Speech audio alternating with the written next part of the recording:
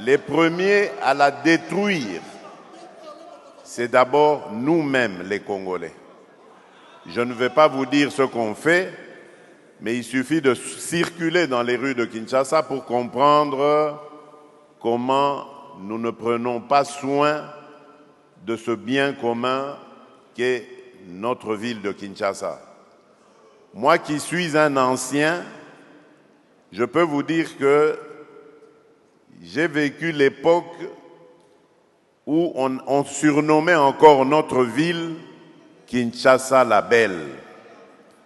Et toute l'Afrique était d'accord avec ce surnom, Kinshasa la Belle. Cette ville attirait beaucoup d'étrangers. Autre exemple du manque de patriotisme, la corruption.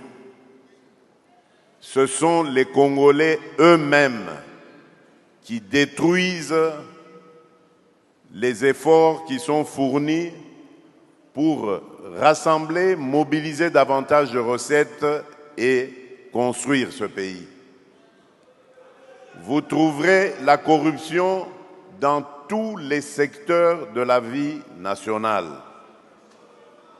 Or, la corruption est un cancer.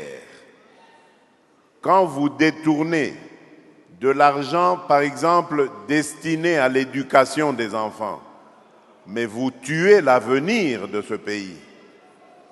Quand vous détournez de l'argent destiné aux soins de santé des individus, mais vous mettez en péril tout un peuple qui peut, pour construire son pays, qui a besoin d'être en bonne santé.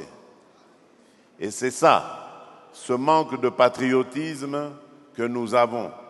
Et le dernier exemple que je donnerai, il y en a plein, vous les connaissez, vous les vivez tous les jours, c'est celui qui me tient en ce moment à cœur, celui de la sécurité de notre pays. Lorsque je suis arrivé à la tête de ce pays, j'ai trouvé une armée, pardonnez-moi l'expression, de clochards.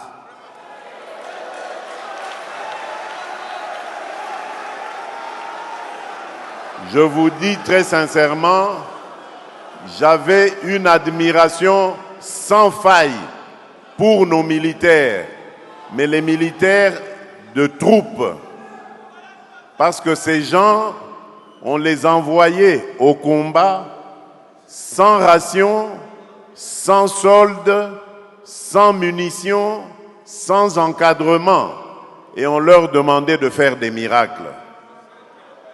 Et il leur est arrivé de faire des miracles. Voilà pourquoi, lorsque je suis arrivé, je me suis attaqué d'abord à l'heure sociale, en mettant le mieux possible, et je sais qu'il y a encore beaucoup de choses à faire de ce côté-là, mais en mettant le mieux possible à l'abri leurs enfants, leurs épouses, donc en bref leurs dépendants, pour que eux ne puissent se consacrer qu'à leur tâche qui est celle de la défense de la patrie.